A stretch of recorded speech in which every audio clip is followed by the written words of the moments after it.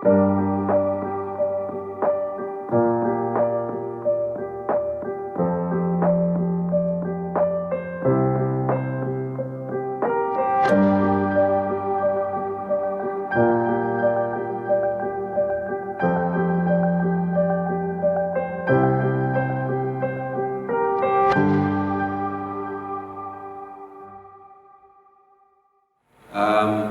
just want to thank you for being around and for bringing the ideas together to get out of the problems that we have in the globe here, which has turned out to be a global village. You're all aware that our topic here today, which we have, is talking about terrorism. But terrorism, when you talk about terrorism, you all know what it means, because there are different definitions of the term terrorism. No one is going to give you one type of definition, but it's about the threat that is created, and most especially in a forceful manner and against civilians. But again, there's so many questions about that. Why is it? So many people come and they explain, is it really terrorism?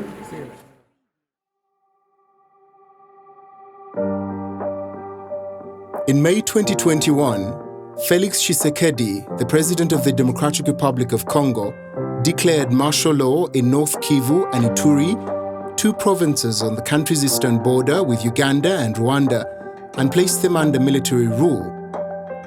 In justifying this strong measure, President Tshisekedi invoked the regular mass killings in the region, which have left more than 1,000 people dead since 2019 and have generally been ascribed to one local militant group, the Allied Democratic Forces, or ADF. This declaration followed a shift in US strategy from March 2020, which announced that it now considers the ADF a foreign terrorist organization. Africa is more and more seen as the continent where the fight against terrorism is the most intense.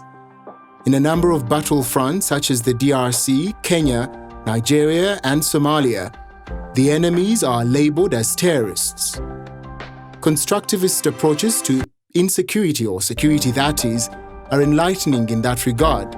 They allow for the questioning of the construction of this threat in order to understand who is actually creating a security issue and in what way. Illustrated with case studies such as the ADF, the Boko Haram in Nigeria, and the Al-Shabaab, this panel will aim at unpacking discourses and analysis to build a more in-depth comprehension of terrorism in its new forms. Using historical perspectives and looking at the development of new forms of terrorism, how can we understand the current narrative around a rising form of African terrorism?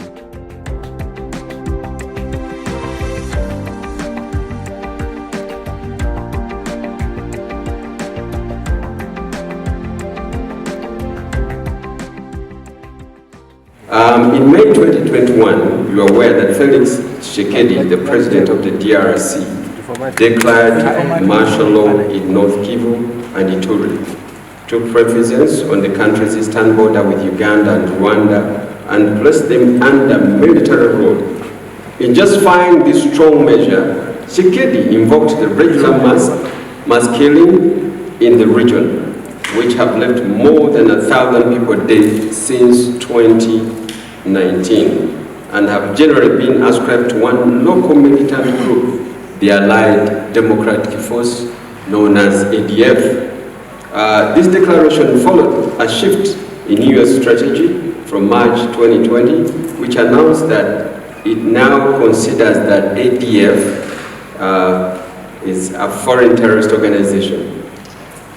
You're all aware that Africa is increasingly seen as the continent where the fight against terrorism is intensifying.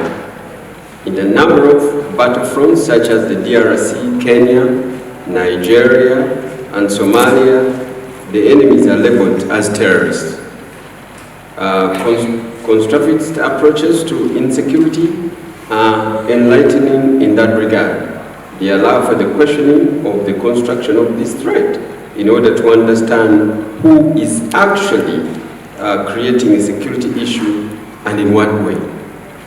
Illustrated with case studies such as the ADF, Boko Haram in Nigeria, and Al-Shabaab. This panel will aim at unpacking these causes and analysis to build a more in-depth comprehension of terrorism in the new form, using historical perspective and looking at the development of new forms of terrorism. How can we understand the current narrative around the rising form of African terrorism? With me is Ahmed Haji, who I'll gladly give the platform like 7 minutes. And because you can enjoy the absence of the others, probably we can extend on the 1 minute or up to 10. So Ahmed Haji, what do you have to share as we unpack this rising terrorism issue? Ahmed. Yeah, thank you very much, Doctor. And I think for starters, I want to thank Konrad-Adenauer-Stiftung, Makerere University, my premier university. This is where I started my early activism, and the partners for putting together this forum. I think forums like these are very critical in generating the body of knowledge and ideas that can shape, terrorism policy, but also terrorism scholarship. And I want to really implore you guys to keep being available to some of these spaces. Well, that's a very broad question, but I want to premise my intervention from a point that you don't have to necessarily look elsewhere outside Uganda or beyond the continent or beyond the sub-region to reflect on the topic of terrorism. I have seen it firsthand, I've lived it. I just want to highlight that in 2010, during the bombs in Chadondo, I was there. I was there and I'm a victim. I have a scar, so it's one of the living scars that I have. I think I was one of the few survivors there with some of the colleagues, but as you know, as a country, we are 11 years to that incident. It's... For me, it's not an abstract topic. It's a lived experience that has sort of defined who I am within the platform of scholarship. I didn't know that I would actually proceed to a level of peace activism, then eventually go up to a level of PhD. And my interest actually started with that sad event, because I wanted to know who are these sort of individuals with their ill intentions. Why would they choose to go after innocent lives and civilians just because they wanted to project a given political objective? And I think for me that is the very important entry point to this particular conversation. That yes, it's a reality. Terrorism is there, and as a continent, we are looking at terrorism as a serious threat when it comes to stability and development in the continent, because we've seen the devastating impacts when it comes to the death. One of our colleagues, at the Global Risk Consultancy, because I work with one of the senior fellows for our consultancy at the continental level, the African Institute for Strategic Policy. Our colleagues in last year released a report that clearly highlighted that as a continent we've seen we've experienced over 7,000 attacks. And when it comes to lives lost or fatalities, we have almost over 12,000. So, and I think that the other devastating impacts in terms of the death, in terms of the loss of livelihoods, like in Kenya, just like 5 or 7 years ago, we had an experience where the entire tourism sector had to be shut down, and we were speaking about trillions of dollars or lives or jobs and stuff like that. So.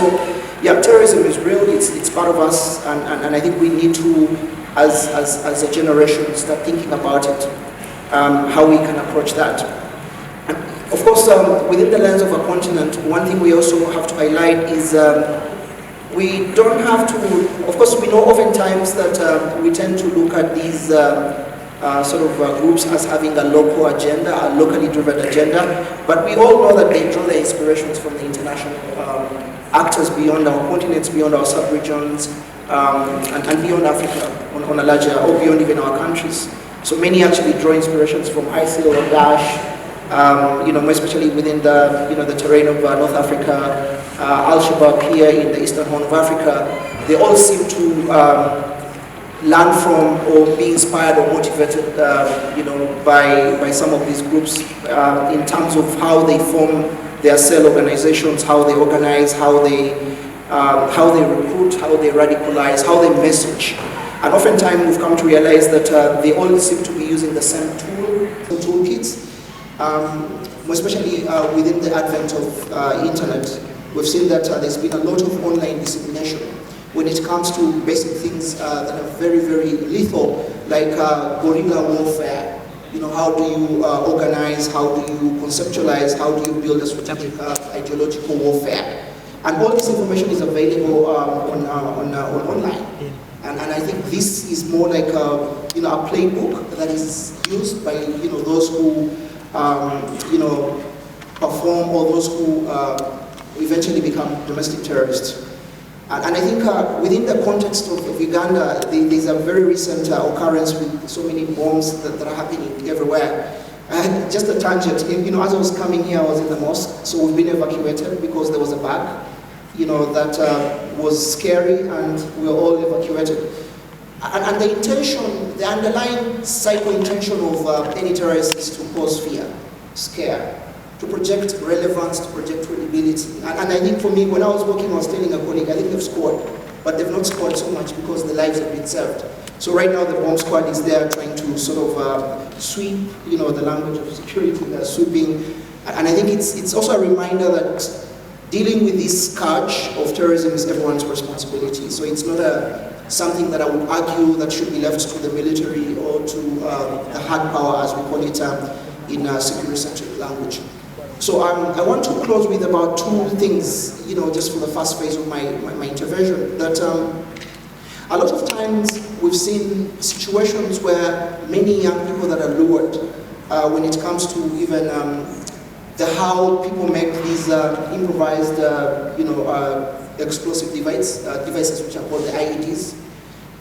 For some of you guys who have been in Uganda, there's one of the peddlers, we call him the peddlers of misinformation. He was actually moving around a video and trying to tell you how you can make a bomb using nails and all that. So a lot of the target recruitment and the messaging targets the young people. And I think as a continent, AU has tried to respond, of course, immediately after 9/11, after the September attacks in 2001, we're now 20 years, which I think is a very important conversation. 20 years after the event that sort of shifted the peace and security landscape, or the broad world operations, which is 9/11, occurred. We started seeing, African Union step up in 2014. They came up with the AU plan of action on how to prevent and combat terrorism. Then they started up a structure that will help to study, analyze terror incidents before they happen, and going, trying to be ahead of the problem. You don't have to necessarily wait for a terror incident to happen. And trying to also help member states and countries to build capabilities, which is not something you really see very common within the African continent, because we are sort of reactive in mode. So when there's any threat, we actually go to sleep. But oftentimes we come to realize that it's the lives of the women, it's the lives of the young people, the lives of our lives actually, and livelihoods are disrupted. So we've seen quite a number of, interventions that have come into play. We've seen the peace operations, efforts that are trying to degrade, terrorism. So on a larger end, as a country, of course, we've seen many member states, including Uganda and other African countries, coming up with anti-terror legislations. The idea of prevention, which is now very much important, the emphasis that it's not necessarily the domain of the military, the domain of the security. It's also about understanding the nuances, understanding the challenges, and some of these conditions that guarantee recruitment, guarantee terrorism to thrive and grow, and then eventually, the menace or the evil acts actually eventually happen. So the idea for me, I think I would argue, is it's not necessarily, yes, it's a reality. Terrorism is part of us. It's not something that we think is far away. But I think what we need to think about is how do we, have a comprehensive approach that gets everyone in. I mean, it's everyone's role to try and make sure that we prevent the next attack. You know, education has a role because some of these young people who are lured in some of these vices have families, have homes, they go through schools. The role of the academia, for example, in informing some of these kind of insights that would, in one or the other, guarantee our safety. The women, and everyone has a role critically.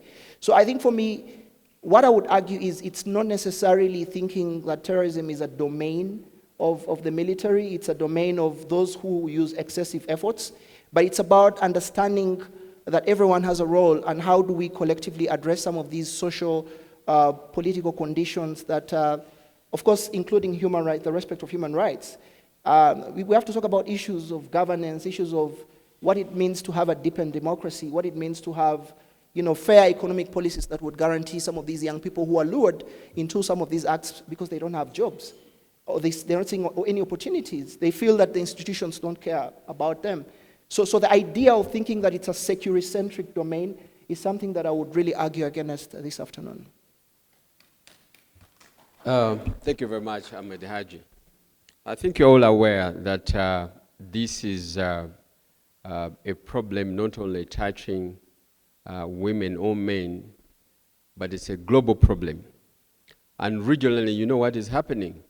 In Congo, we've been talking about that. In Uganda, as Ahmed was explaining, recently there was an attack on the bus in Impigi, there was an attack on the bus in Nakaseke, and we also had an attack on a pork joint in Minukulambiro.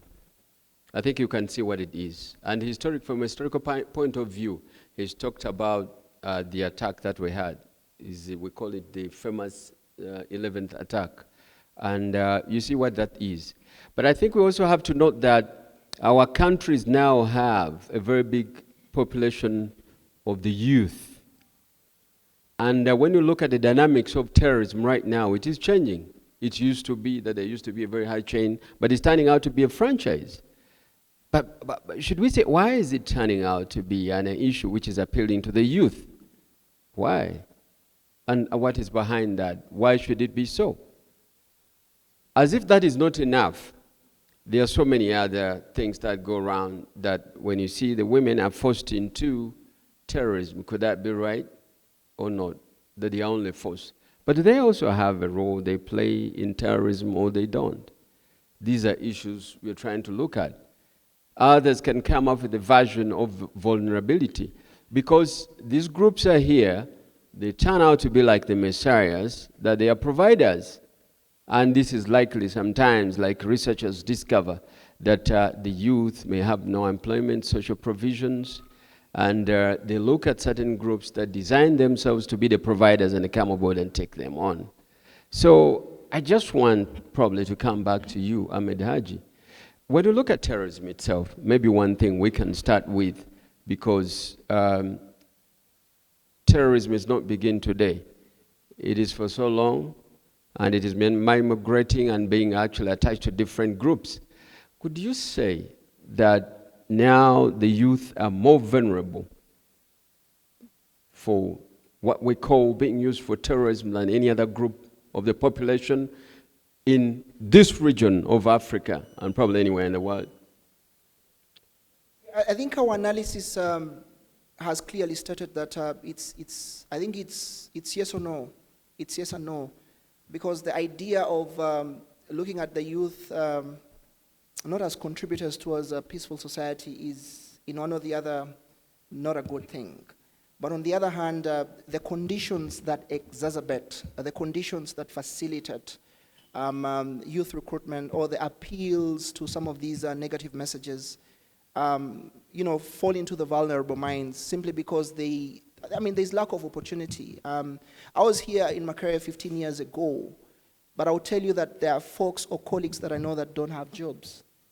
And I think for me, that's the critical thing we need to think about, the idea of, and that's a reflection within the continent, because many times, and it's really been very worse, it's been much worsened with COVID, where you see that, the shrinking space of opportunity is actually shrinking more. So lack of opportunities, situations where, in our polities or in our most of our governments, there's a lot of corruption, there's lack of opportunity, there's there's national fragmentations, these sort of structural conditions that, provide a conducive environment for those who have ill intentions to recruit or to drive their narratives. A lot of these, sway young people because they are more energetic, they are daring, they are risk-taking. And I'm not arguing that the young people are a negative force towards society, because I have seen firsthand many young people who are positive contributors who are actually pushing back, to some of these conditions. We see so many entrepreneurs, problem solvers, who are young people. We've seen young people taking up leadership and speaking, up against some of these vices. So I would really argue that the idea of reacting with a terror problem is what we are facing within the Eastern Horn of Africa. When I say Eastern Horn of Africa, but I'm also looking at, by extension, the larger continent. We tend to react, right now, because of the bomb scares are everywhere, we're just reacting. But I'm imagining what is our proactive mode to some of these issues. Trust me, if you have this parliament in our country, I don't think they all seem to understand the nature of the threat we are confronted with as a country or as a continent. The second thing is, sometimes you also ask whether our executive or our cabinet or our leaders seem to do they even receive the appropriate information or intelligence analysis? So I don't think so. We are quick to go back to sleep. We are reactive, but proactive. Having a proactive approach to dealing with transnational threats, even if it's a pandemic. Because for us a pandemic is an aspect of global. It's an element of health security, because we're looking at it from an integrated security lens. You saw how we were not prepared with the beds, how we were not prepared with everything. So the idea of reacting and then looking at young people as a problem, but also going ahead of the problem, would mean creating opportunities. One of the reports that I contributed to, called The Journey to Extremism, that was authored by the UNDP, clearly stated that 71% of those who felt that they were frustrated at a tipping point that they had to join any terror group, it's because of issues to do with state action. Maybe a friend was arrested, or there was no jobs, or stuff like that. So, and I think these are things we need to deal with proactively. We don't have to wait for another bomb scare or another bomb attack. We have to always be ahead of the enemy. Thank you, Ahmed. I'll be getting back to you. We are being joined by Ayman Atamimi, a scholar from the Oxford. Ayman, are you with us? Yes, I am. Can you hear me? So, Ayman, marhaban bik. You're so welcome. And thank you for taking time to join us to discuss this very important issue, where we want to tap into your expertise. And I understand you have a lot that you're going to share with us right now. But because of the time, I'm not going to spend a lot. I'll give you just a few minutes, like 7. I think that's going to be enough. If not enough, then you can share with us what you have. And then thereafter, we shall be interacting. Ayman? Okay. Yes, thank you very much for hosting me today. It's a pleasure to be speaking. I'd come back to the issues raised by the moderator at the start of prior to the beginning of the panel, about the issue of the definition of terrorism and its conception in Africa. Of course, the use of the word terrorism is inherently political, and people know this old saying about one man's terrorist being another's freedom fighter. And the previous panelists also mentioned the tendency for the particular groups in Africa to be being seen as groups driven by local agendas. And I also understand concerns about the use of the terrorism designation. I mean, I myself have worked on issues of terrorism primarily within Iraq and Syria, and in North Africa, and in Central Asia. And we've had this war on terror now for over 20 years, and it's not been a good experience. And there is also this issue, I think, of perhaps the people approaching the subject of terrorism in Africa who have no proper experience to comment on it. and essentially just leap on it because it's of rising global media attention. That said, though, I do see with all these particular groups in Africa, there's Shabab and what was the Allied Democratic Forces, but is now called Islamic State Central Africa Province, and the Islamic State's West Africa Province, and the Boko Haram, and so on. They all have some common tendencies, which is, one, their revolutionary and intensely ideological component. These are non-state actors acting in opposition to the existing state orders in Africa. Their engagement in violence against civilians, their transnational operations and ambitions as well. This is a third, I think, common element to them. It could perhaps be better to talk about this problem as a jihadist problem when talking specifically about these groups rather than a terrorism problem, because then it captures the group's aims and ideology rather than just the tactics they use. The other side to that is that if you could then risk stigmatizing the term jihad, as many Muslims might understand it, in terms of peaceful self-betterment and not in terms of engaging in war, in terrorist actions and warfare against the state and civilians. But on the other hand, going back to the issue of the terrorism designation, it also exists for practical reasons, such as attempting to, say, block or deny these groups access to international financing.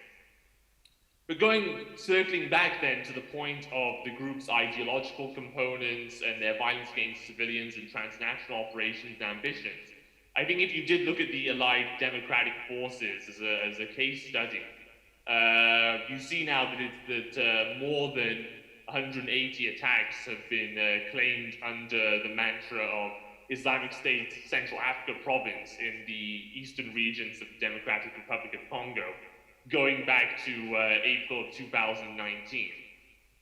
And then now actually you see that the operations of Islam in that region, they're regularly reported on by the Islamic State's central media, which is based outside of Africa, and is primarily transmitting this material in Arabic, and frames it in typical ideological terms that you've seen from the Islamic State's discourse over the years, talking about the soldiers of the caliphate and fighting the Crusader army, for example, in Congo and Mozambique. And then when you look at the origins of the insurgency, it didn't necessarily start out as something jihadist, but there was an ideological component to it, namely its roots in Salafism in Uganda, and then fleeing over the border into the Democratic Republic of Congo because of the government's crackdown. But you then, over time, many years ago, you saw also this increasing ideological tendency to what you have now with the open espousal of the Islamic State's ideology. For example, the adoption of this, the ADF's main camp, they called it the Medina Tawheed wal Muwahideen, the city of monotheism and the monotheists, a typical way that these jihadists also refer to themselves as the true monotheists and espousing the true doctrine of monotheism in Islam. And you also saw the use of increasingly brutal tactics by the Allied Democratic Forces, well even before the Islamic State's allegiance pledge to the Islamic State. I mean, for example, you had Jamil Makulu, who was talking about don't hesitate to behead the polytheists, talking about the enemies of the Allied Democratic Forces. He was saying this in 2014. Then you had the issue of transnational links, for example, transnational financing, but also I think sometime even before you had the Islamic State announcing itself as having this Central African province and conducting operations in its name in the Congo region, you had communication between the Islamic State Central Media Department and and the allied democratic forces that would become Islamic State in Central Africa province. And for example, the Congolese forces, they found Islamic State publications with ADF fighters. You also see the issue of, say, cross-border links and the same ideological framing in Mozambique, for example, and you have the same issue of Salafi or Wahhabi roots going back many years. There's a great rhetorical value for the Islamic State in having cultivated these links to talk about its global expansion even as it lost territory in Iraq and Syria, and it doesn't have this territorial caliphate anymore. Similarly, there's a very important ideological aspect to, say, the Islamic State in West Africa, having the original Jamaat Ahl-Sunnah al-Dawla wal-Jihad led by Abu Bakr Shekau declaring allegiance to the Islamic State in 2015. You then had this subsequent ideological split within it, where Shekau was seen as too extreme for Islamic State, and you had the West Africa province eventually waging an all-out war on Shekau's group, more recently, earlier this year, in the Sambisa forest, and dismantling that group for its perceived extremism. It doesn't really make much sense to talk about this unless there's a strong ideological component to what's going on. And more recently, you've seen with the Islamic State West Africa province, they've boasted about having Islamic State institutions like imposing zakat or alms tax in the areas of Lake Chad, and then this is in opposition to the existing state order. I would just conclude by saying that while I understand the reluctance about getting too much into the global war on terror rhetoric, I think what we need now to deal with the issue of the rising terrorism issue in Africa is you need the local scholars or local specialists who know the local languages, have more of the background about political events in these various countries, and need to come together with more external jihadism watchers such as myself, who I know Arabic and I follow the Islamic State's output in Arabic on what these groups do in, say, Congo and Mozambique and so forth. We need to come together and perhaps fill the gaps that each of us can't fill, and produce more comprehensive and co-authored reports. So I'll actually just close with that brief contribution and look more forward to discussing these issues more in the subsequent discussion. Thank you. Thank you so much, Ayman, for sharing out with us. And but there are certain few issues that actually I did capture. You did mention something about international financing. And according to your research, what do your findings reflect in terms of the causes of the rising terrorism in this region of this world? Are there voices hidden that actually being placed and fronted by terrorism? What do your findings have to reveal about that? My main well, in relation to the issue of terrorism financing and international links, I mean, you had that with the Uganda Congo insurgency with this an individual who was called Walid Ahmed Zain, and he was supposed to be a Kenyan financer of these Islamic State-linked activities in the region. But more than that, the issue of financing, which is more obscure and goes more beyond my own expertise, the main issue I looked at is more the issue of communication between Islamic State Central, based outside of Africa, and these groups operating out of in the various regions. So if you take the Congo if you take the case of the Allied Democratic Forces as an example, when they were initially showing signs of their Islamic State orientation, it was very low quality video production, and they were doing it under the name of their own media outlet names. Now, though, you see it's all of a much more streamlined and centralized operation, with the Islamic State central media regularly putting out these quite high quality, say, photo reports, and issuing official claims and covering the events in their Annaban newsletter, and talking about their special sources, talking about various details of operations that are conducted, say, against the Mozambican army, against the Democratic Republic of Congo's army.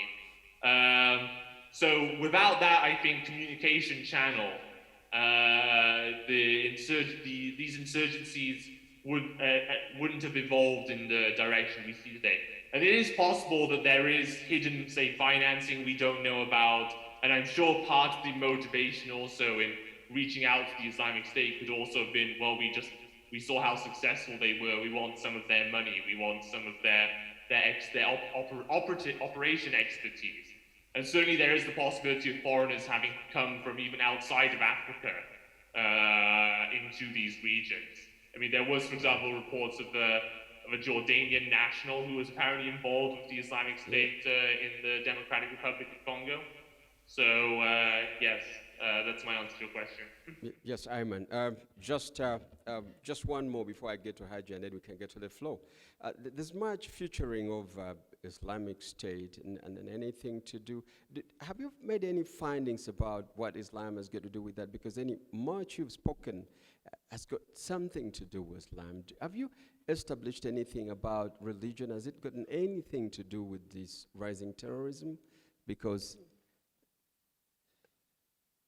with this rising terrorism issue, it's not all of Islam being responsible for it, but normally you find there is this, with these insurgencies, they've normally begun with roots in the Salafi or Wahhabi trend of Islam. That's not then to say that Salafism and Wahhabism inherently go on an inevitable path to the Islamic State, to something like the Islamic State.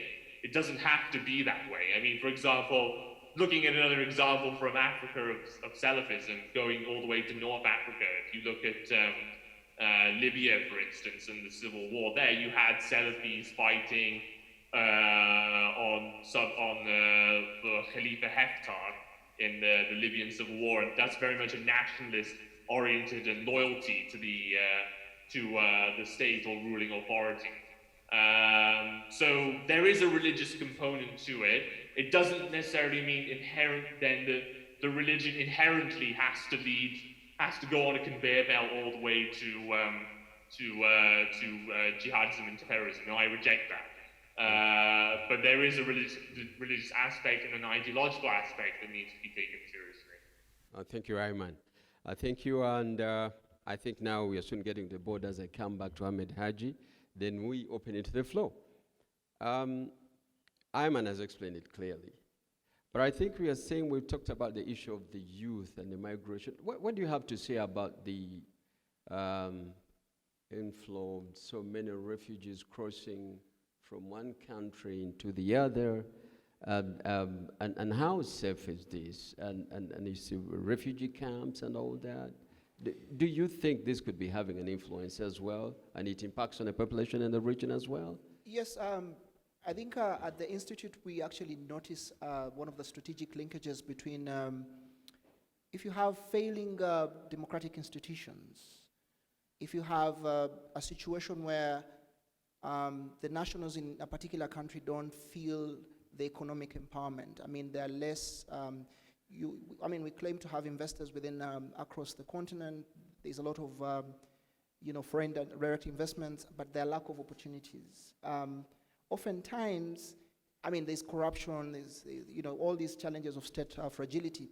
These are the very issues that drive people towards looking at violence as a solution to be able to negotiate for opportunity or for relevance or credibility. A lot of times you will see so many non-state actors emerging, either rebel groups, simply because they feel that they're not they're not included. So when you fail when it comes to inclusive development, oftentimes those who really feel that they cannot negotiate their way into politics or negotiate their way into enjoying the national cake would opt for violence as a way of projecting their relevance or negotiating for future opportunities. So that brings about civil wars, and because of that we've seen over over 5 million displacements across only the eastern Horn of Africa. That means from Ethiopia, you're already seeing displacements, when it comes to civil wars, and we've seen so many displacements of so many Somalis that are spread across the region, and even in North America, also in Europe as well. A lot of times it's because they are searching for safety, because situations where there is intentional form of violence that targets civilians and eventually grabs away their lives, their livelihoods are affected. So that means people have to move. So there's that direct linkage between migratory flows, both within the continent or within the region of Eastern Horn of Africa, but also across, via the Mediterranean, and there's that link with also organized crime, because more especially that transatlantic, that trans route, stretching from Mali, Niger to Libya, connecting to the Mediterranean. You see so many traffickers there who are there just you have to pay $1,000 for you to get onto the Mediterranean, taking that desperate journey. But a lot of time is people are freeing for their lives because of certain conditions that have not been responded to. I mean, there's lack of opportunity, there's corruption. There's this sense that my future is elsewhere. There's this sense that we're being targeted in this particular country. So I think for me that linkage is there. And I think I want to also touch on the issue of the mere fact that we don't seem to connect, these, we should not just look at reacting to a situation where a young person has been radicalized, but we should look at how do we intervene in the life cycle of this young person, of this terrorist. That requires a lot of investment in women empowerment, in family development, deepening democracies. Are we including others in the national conversation, or it's just about a one silo country with a one political party? Whose development are we talking about? Where are the young people, the women? Are they actively involved in constructively building society? So for me, like I said, I would really argue that, yes, the military response, right now, the security response, yes, we need the intelligence gathering, we need to analyze and study and understand terrorism, why did they do what they are doing, what is the next attack, where is the next attack going to be, who is the possibility, who will actually strike the next attack. But then that seems to be more reactive from the counterterrorism perspective. But then increasingly within the space of transnational peace and security, we all seem to be talking about the concept of prevention. Education has a role in disarming these minds that seem to look at violence as a solution. Education has a role in creating opportunities, political involvement, dialogue, inclusive development. These are the very things that we need to invest in as integrated security, just only focusing solely on just reacting or responding. Thank you, Ahmed Haji. Ayman, are you still with us? Ayman? Yeah, I'm still here. Right. I think we're moving now to a different direction right now, because we talked about terrorism, the problems and the challenges. And it's turning out now to be like a franchise. So what is it that we should do? Can a state alone stand to fight against terrorism, or we require what we call creating synergies and interstate working to develop a security to contain a problem which is bothering this world? What is your take on this, Ayman, right over there? And then I can get to the floor. With the with interstate cooperation, we do see that already when you have, for example, African Union forces being deployed in Somalia to help the federal government there fight al-Shabaab. You have talks of African alliance and so on. But yeah, it doesn't seem as though a military response alone deals with this problem.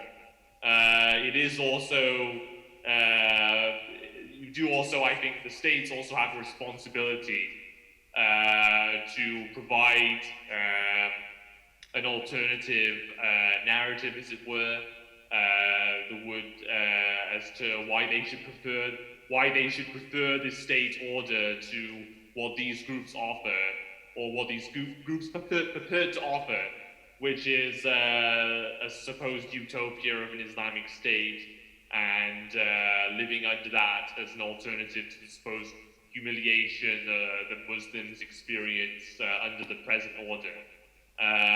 So in that regard, then, there is space for states to address issues about going back to youth unemployment or lack of opportunities,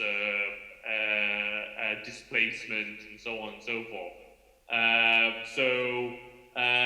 But right now, I'm not optimistic about states being able to meet those challenges and really counter the appeal that these groups have. And certainly a military response alone isn't going to solve this issue. Oh, thank you, Ayman.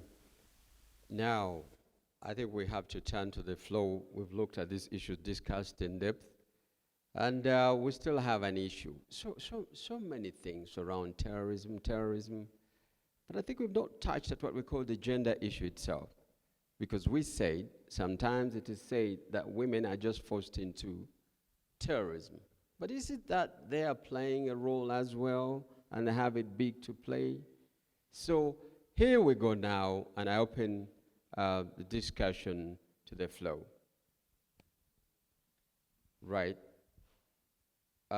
We move from right there, we'll get a flight to a lady here because we want to be gender sensitive, and then we'll be coming to the other three. We take three at a go, and then we'll get getting back to you. Right. Yes. Hello. Thank you for the opportunity. My name is Kea Nicholas.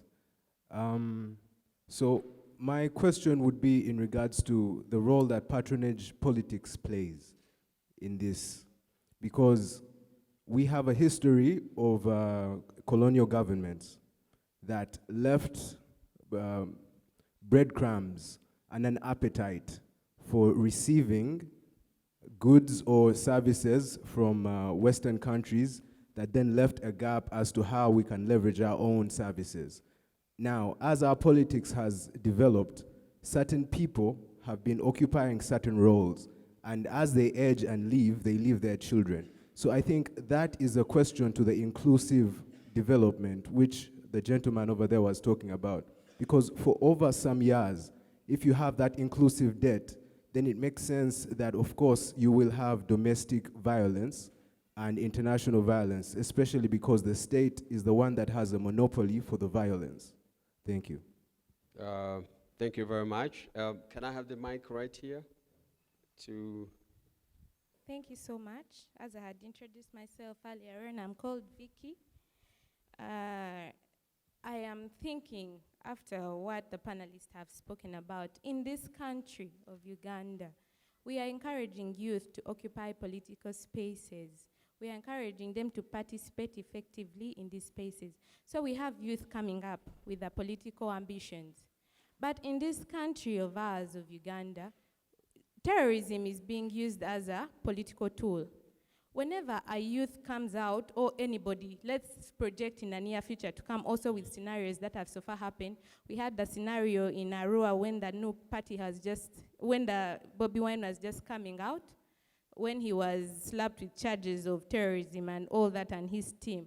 So it's becoming a norm that whenever a person comes out in this country and has ideologies that are different from what the ruling party is, or from, I'm sorry to say this, but different from the ideologies that the ruling party really has, you are slapped with charges of terrorism. So it's becoming a threat factor and a hindrance for us, many political young youth that want to come up and occupy these spaces. What are we going to do about this? That is my first question. The second question was in relation to international financing.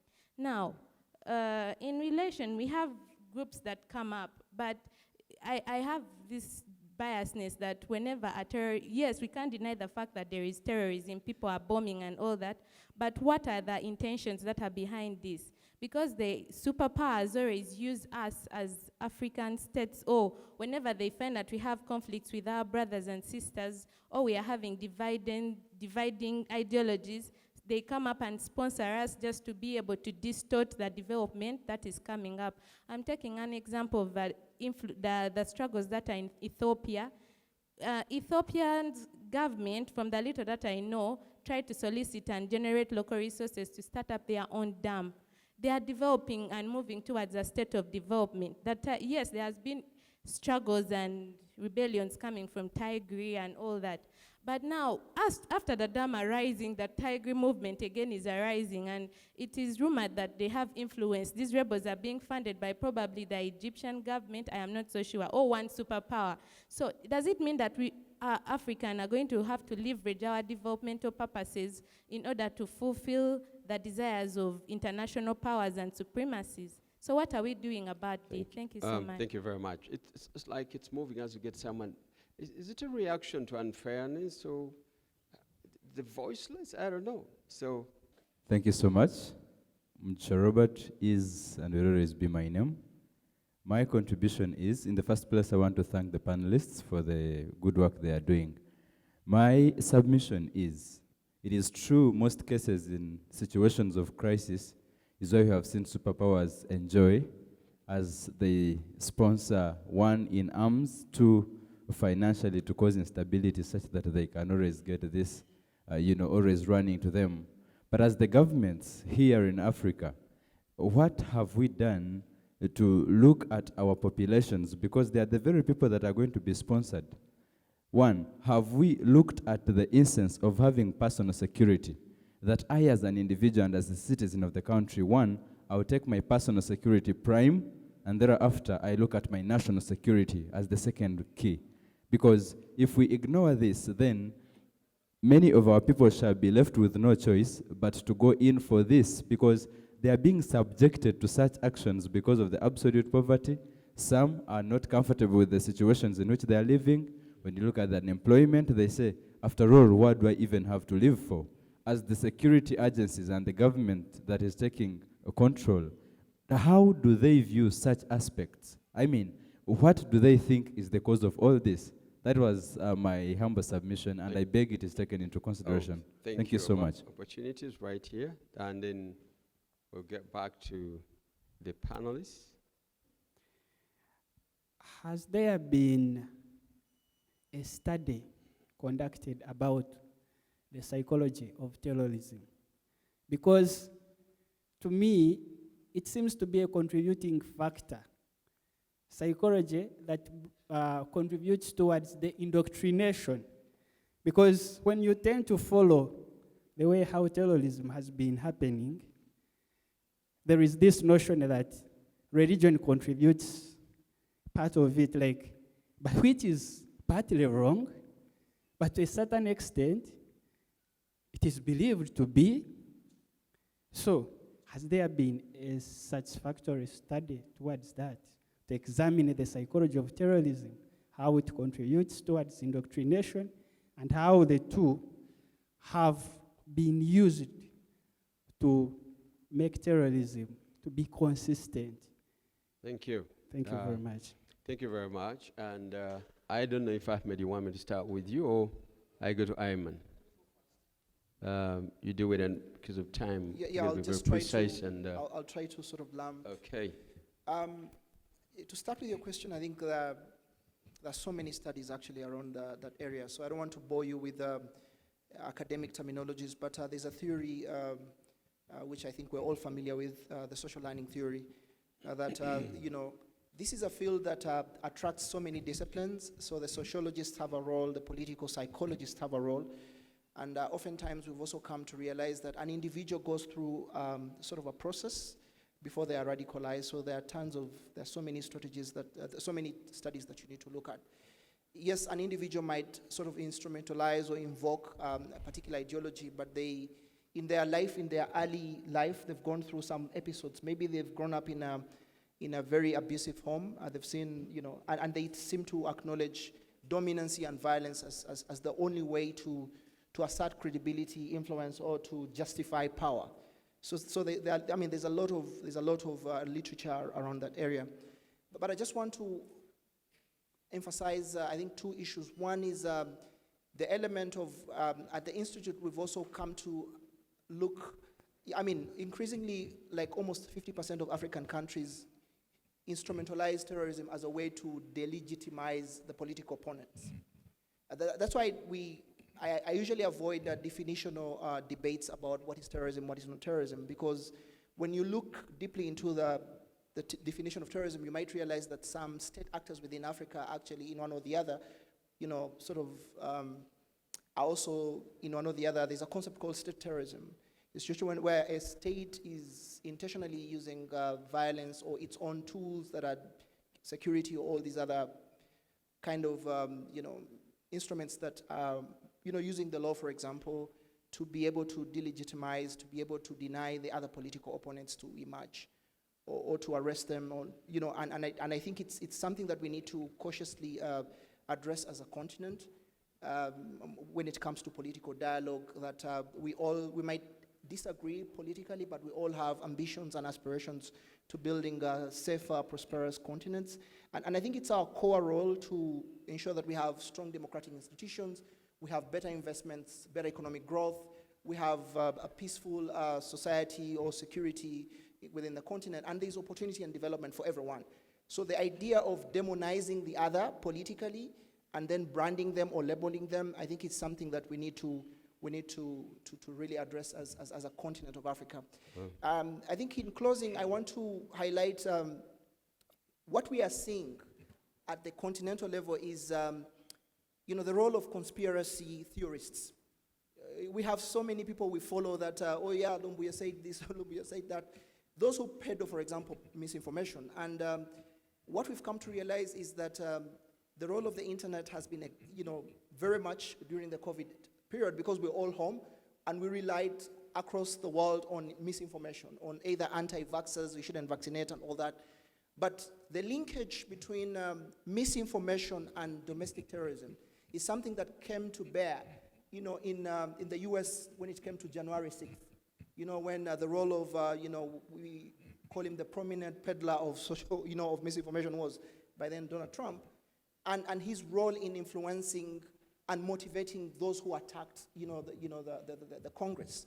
And what you see is, within the continent, we see that the role of misinformation vis-a-vis causing negative action or causing violence. Like I think we don't have to look very far. Here at home, you might have seen Lumbuya's video trying to describe how a bomb should be made. And I think as a nation, we need to really, really call out on that. It doesn't matter whatever political party you're in, but then if you're trying to describe and sort of guide those vulnerable minds when it comes to how an improvised device should be made, I think as peace lovers, we don't have to really look at that. I think as a way forward, yes, we have to get everyone in here. The role of private companies, why would you allow that video to move around, across WhatsApp? I mean, there are all these larger debates globally on the role of tech companies, but the role of our tech companies here, like I've always said and I've argued, that it's not just the state. Yes, the state has a cardinal constitutional role to guarantee our peace and safety, but the ultimate responsibility to ensure better security and better peace and progress for everyone lies with everyone's responsibility. And that's why we're talking about the idea of everyone has a role. It's not just the military or the excessive efforts to deal with this. Thank you, Haji. Thank you.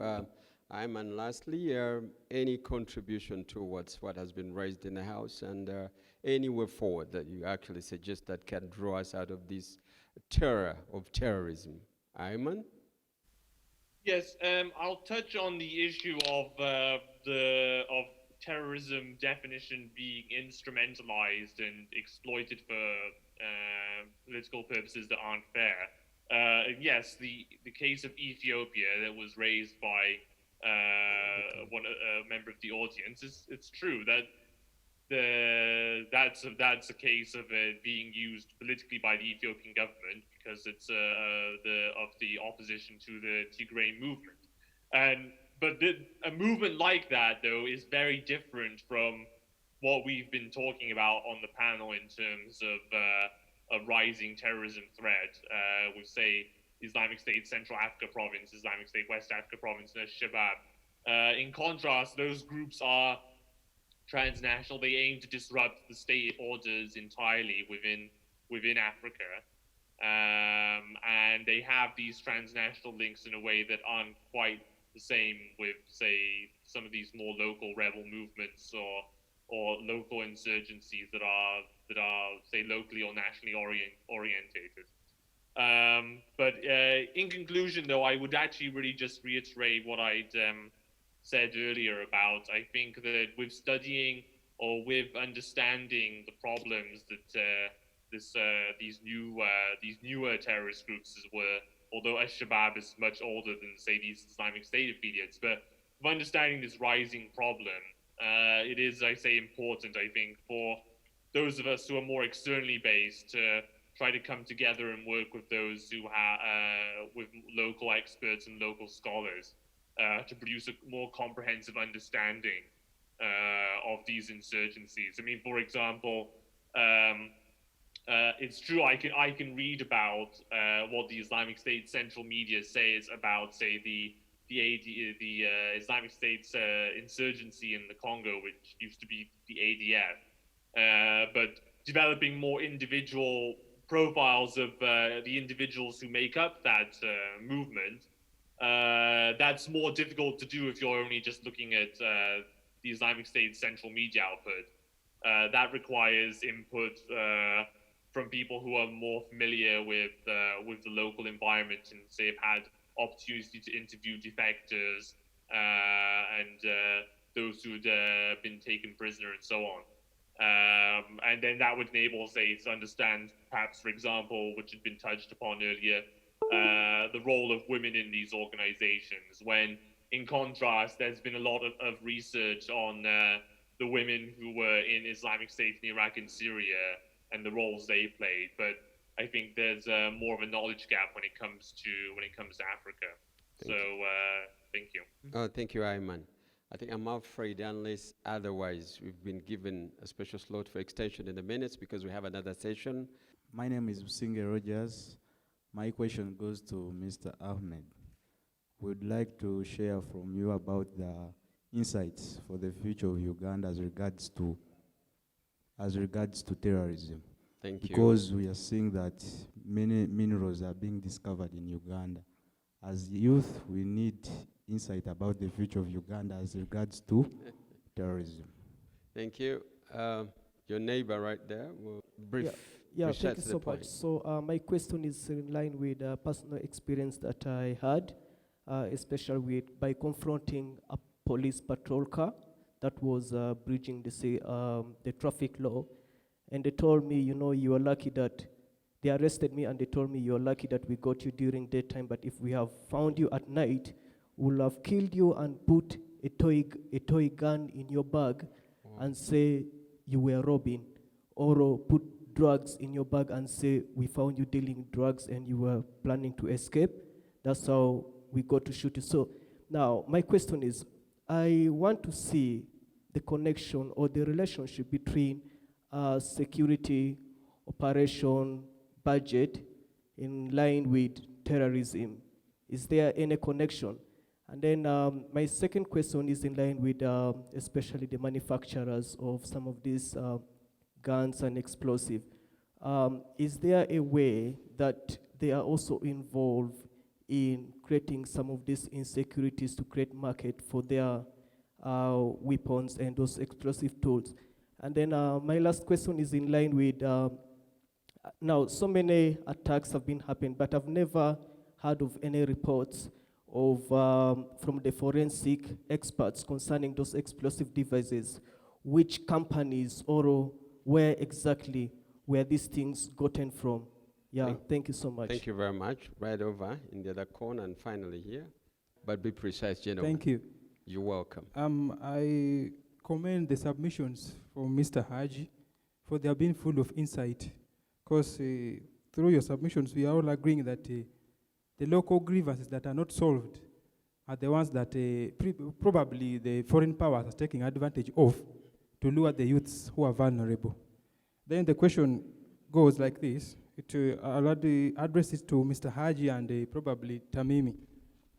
It so happens various times that the concept of terrorism is being attributed to Islamic religion. I'm not having the bad side with the Islamic, but how comes that oftentimes Islamic religion is aligned with the terrorism in most cases? I would like to know. Thank you. And finally, right here. Thank you very much. Actually, mine is a simple question. I'd like to understand more about the other issue of to what extent are women involved in terrorism? Like, I would like to understand more. You had brought up that point, but then you didn't explain very well. I would like to know, as in, what do we focus, like, why is it that we usually say terrorists are always men? And is it because of the gender stereotype that they are fighters, or what? I don't know. So I would like to understand more about that. Thank you. Thank you, and let's expect. Let me fly to England. Okay. I get to Oxford, and then I'll be back to you because we're right seated here. Now, Ayman, I'm back in England. The flight is just landing me right there in Oxford. Take your part, Ayman. Look, just to address some of the questions there. Yes, the terrorist groups we've been discussing within this panel, yes, they have an Islamic nature and character to them. And I stress there is some link, there is a link with the religion. They espouse an interpretation of Islam. Doesn't necessarily mean it's the majority of Muslims holding it, or as I say, even the particular brand from which or particular strand from which these groups originate, which is more of a Salafi strand. It doesn't then inherently mean that Salafism inevitably leads to this terrorism. The issue of women's involvement. So again, this is a knowledge gap, I think, which has to be filled more by local researchers and specialists. But in the actual context of research elsewhere, though there's been plenty of it about, say, in Iraq and Syria, how, say, women who joined Islamic State, they helped contribute to the group's supposed state project, involved in education, in dawah, with religious outreach, involved in enforcement of Islamic morality and virtue and vice.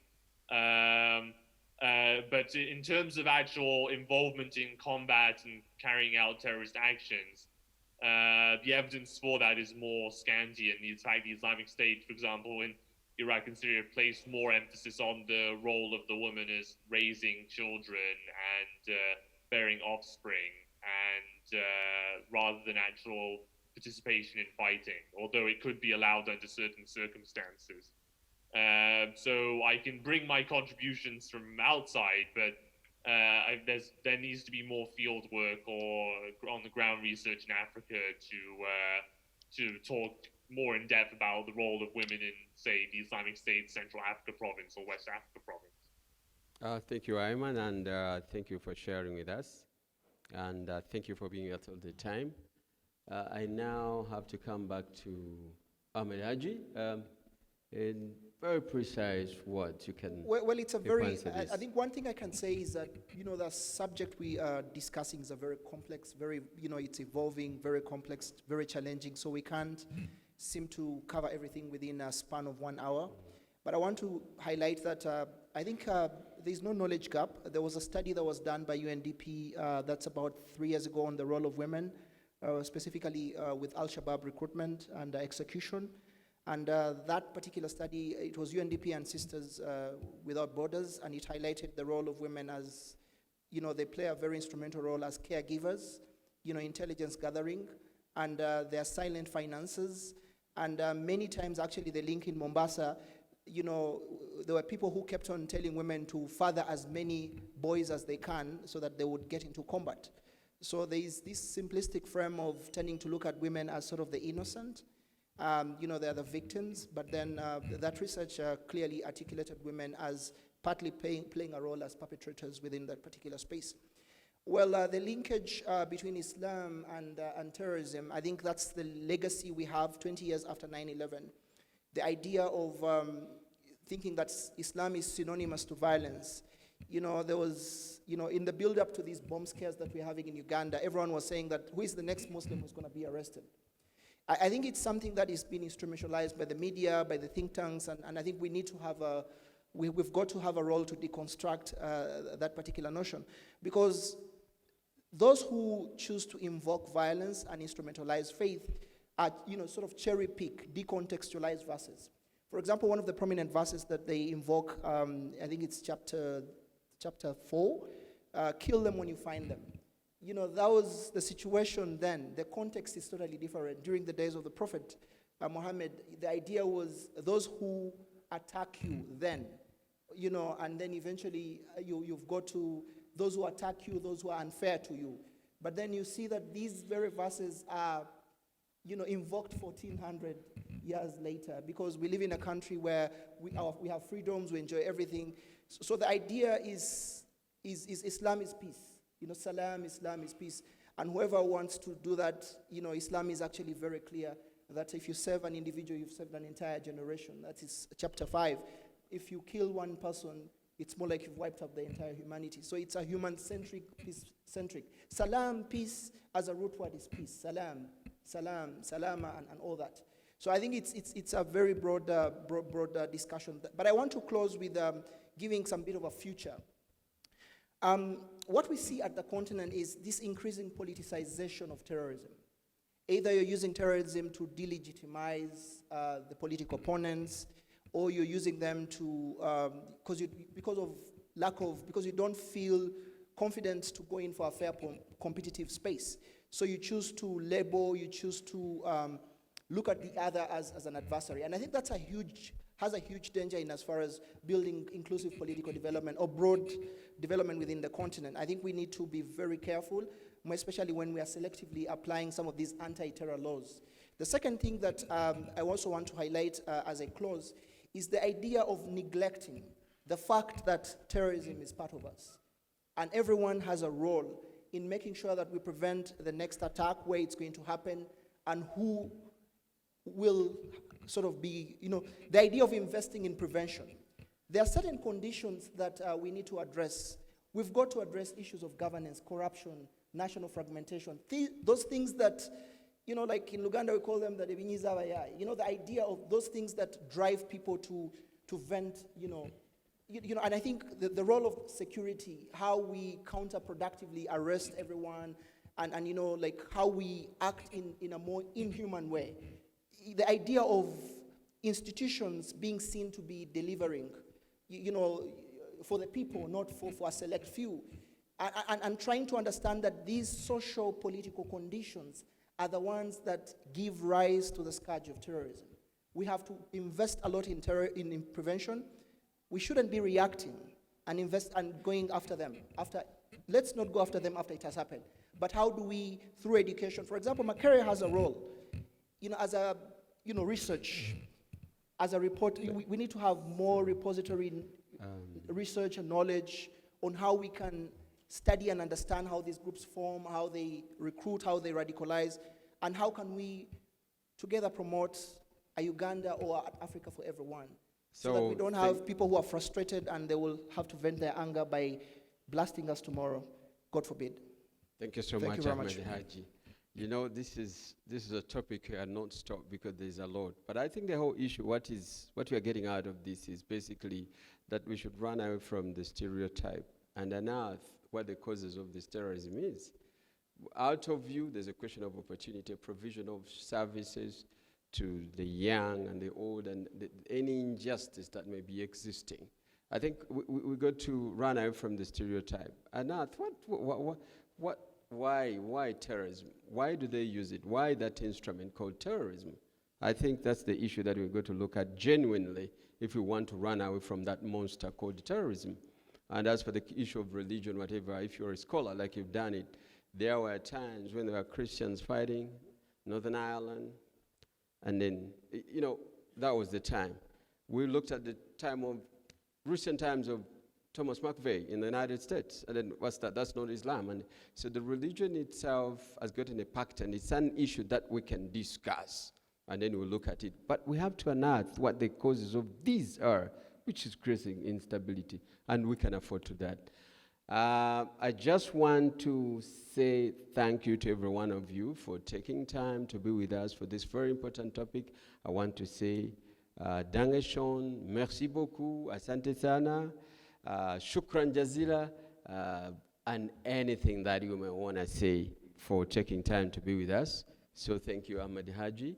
And I want to say we missed General Muntu because he was meant to be part of us, but due to unavoidable circumstances, we've not been able to get him.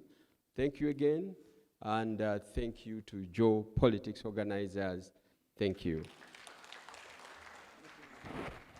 Well, I would say that terrorism has always been there in the continent, you know, but 9/11 or the event in, you know, the Twin Tower bombings in the US sort of redefined our way of thinking, our way of understanding what terrorism is. It sort of shifted and handed down certain concepts that we've, and some methodologies that we've used over time for the last 20 years, like, for example, the war on terror.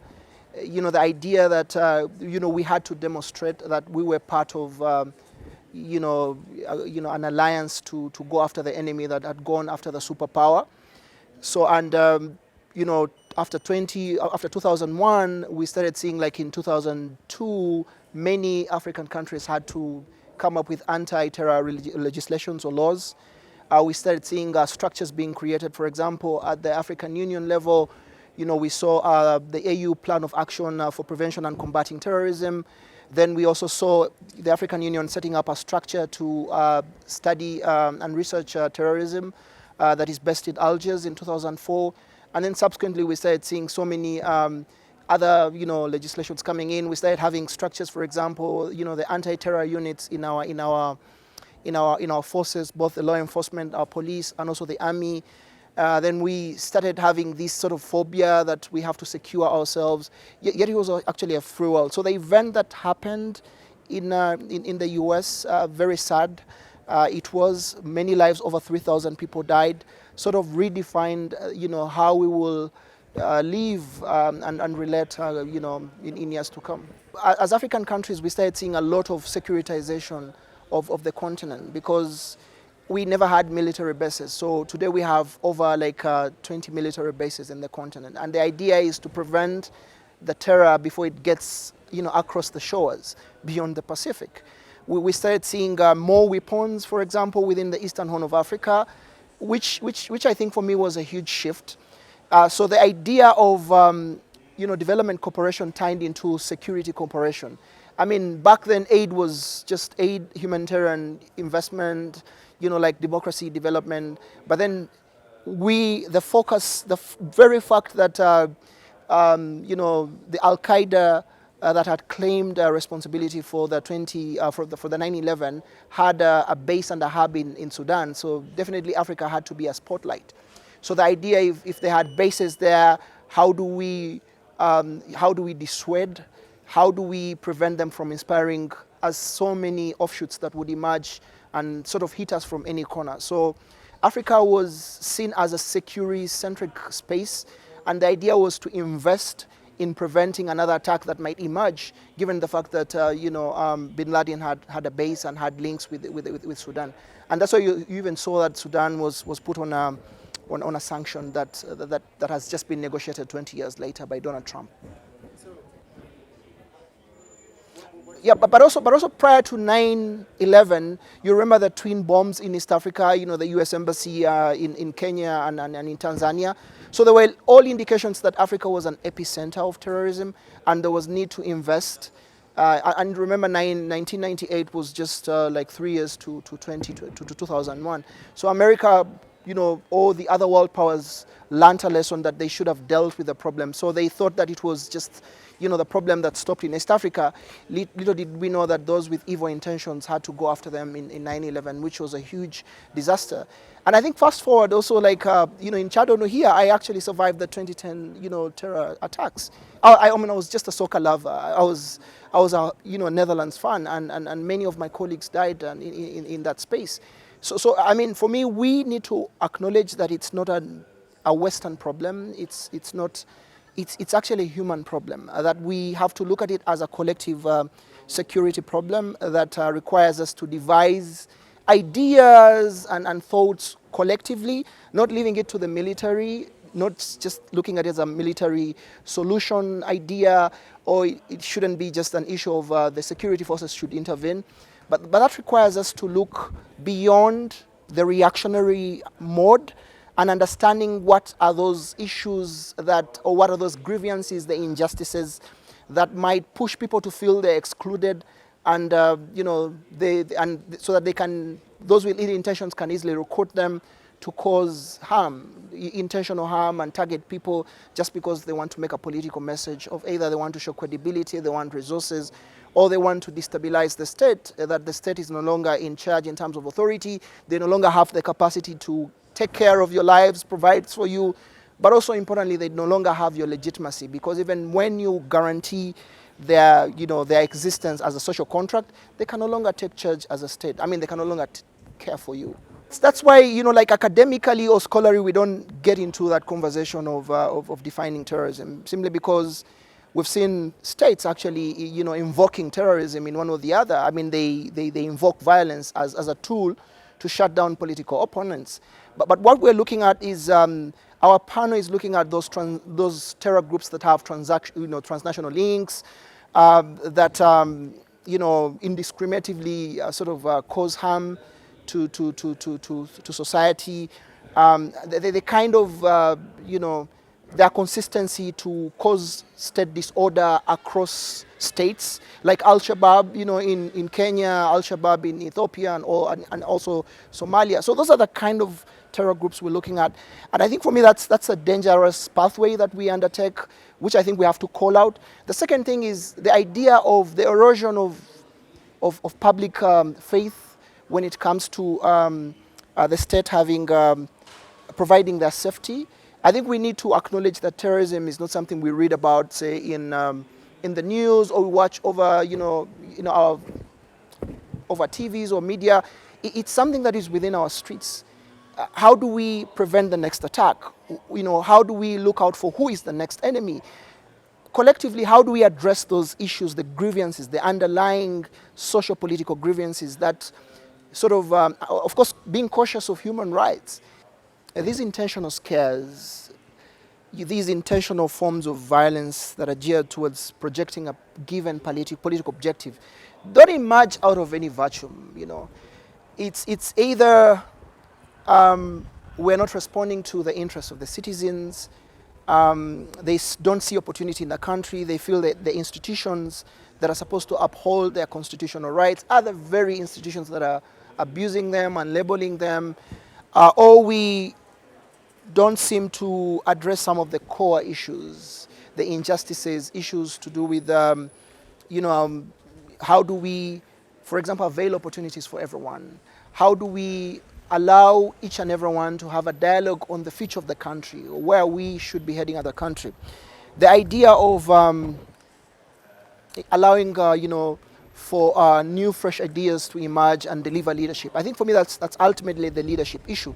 So if people are collectively involved in creating a safer, a prosperous, and a secure future for themselves, I don't think we'll have any room for those who want to recruit the young minds. If the young minds see hope, if they see their futures in their country, those with ill intentions cannot take advantage of them. So I think we have to invest in changing some of these conditions and some of these grievances. You know, that a given group doesn't feel that they've been historically been marginalized. How do we address political marginalization, economic marginalization? And that requires inclusion. That requires giving hope to the people that you can make it here as an entrepreneur. And I think these are some of the things that we've got to address as a continent.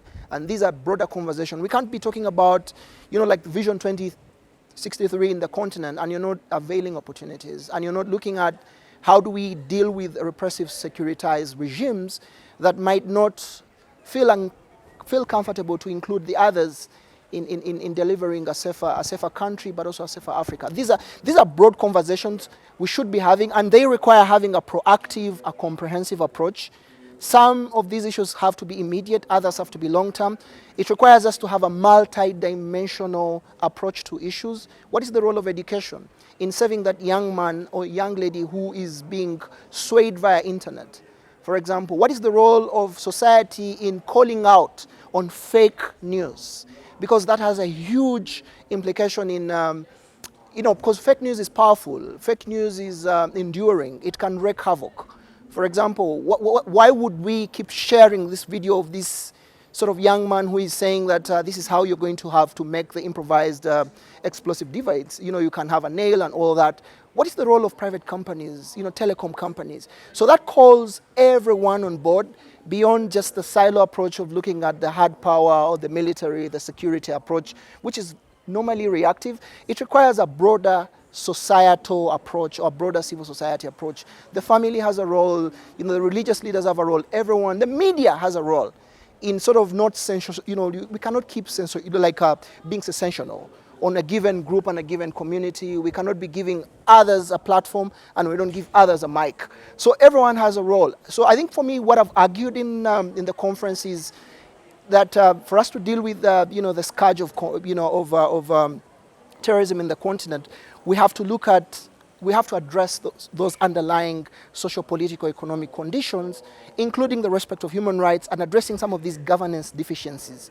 You know, and most importantly, we should be able to address, you know, kick out this problem in Africa proactively.